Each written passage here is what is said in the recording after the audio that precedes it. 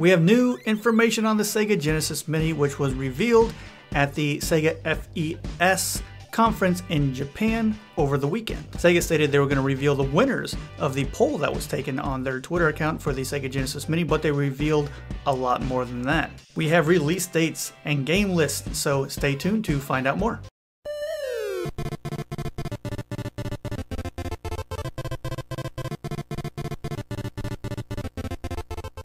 Hey everybody, Patton here. So a lot of information this weekend about the Sega Mega Drive Mini and the Genesis Mini, which hasn't even been mentioned until just recently.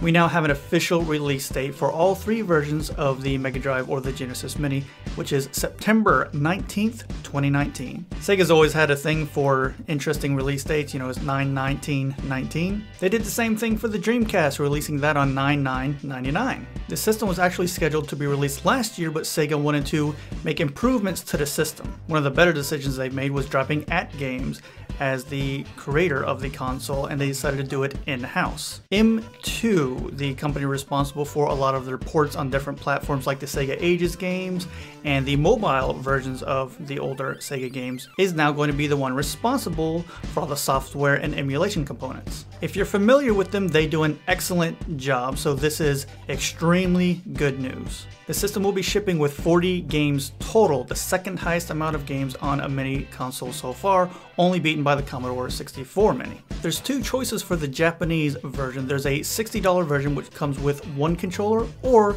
an $80 version with two controllers. One of the main differences between the Japanese version and the other regions is the Japanese version gets the 6-button controller, whereas the European and American versions have the 3-button controller. Growing up, I didn't play many games that needed the 6-button controller, except for maybe Mortal Kombat or Mortal Kombat 2, so this isn't a huge deal for me personally. And if you notice on the box, the system is rated T14, so you can probably count those games out anyway. There hasn't been any word on if you can order extra controllers or if the Japanese controllers will work on the other versions of the systems. The Japanese exclusive games are Sonic the Hedgehog 2, Puyo Puyo 2, Powerball, Rent-A-Hero, and Madao Monogatari Ichi. The US and European versions have the same game lineup so far, which includes Echo the Dolphin, Dr. Robotnik's Mean Bean Machine, Toe Jam and Earl, Sonic the Hedgehog, Altered Beast, and Gunstar Heroes. The games listed for all consoles are Castlevania Bloodlines, Space Harrier 2, Shining Force, and Comix Zone. So with only a quarter of the games revealed so far, I think this is an awesome lineup. I'm not a huge fan of Sonic games to begin with, but I personally would have preferred Sonic the Hedgehog 2 on the US system.